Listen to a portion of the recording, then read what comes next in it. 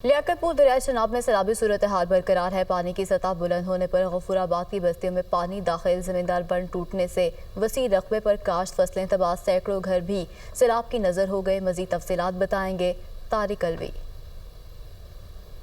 मैं इस वक्त बस्ती मौजा गफूराबाद की बस्ती सदात में मौजूद हूँ, जहाँ पर सैलाबी पानी दाखिल हो गया है। यहाँ ज़िम्मेदारों ने अपनी मदद के तहत बंद बनाए हुए थे, जो बंद टूट चुके हैं। टूटने की वजह से यहाँ पर सैलाबी पानी इनकी फसलात में दाखिल हो चुका है। यहाँ पर हम इलाका मकी के साथ खड़े हैं, इनसे पूछते हैं कि आपका क्या नुकसान हुआ है। जी देखें, यानी कि ये सारी फसलें तबाह हो गई हैं। चावल की फसल थी, तिल की फसल थी, बाकी भी कमान वगैरह को काफ़ी नुकसान हो रहा है और घरों को भी यानी कि काफ़ी नुकसान हो। पानी का बहाव बहुत तेज़ है। यानी हुकूमत से हमारी अपील है, मरियम नवाज साहबा से, कि हमारी यहाँ इमदाद करें। यहाँ ना कोई रेस्क्यू है, ना कोई आया है।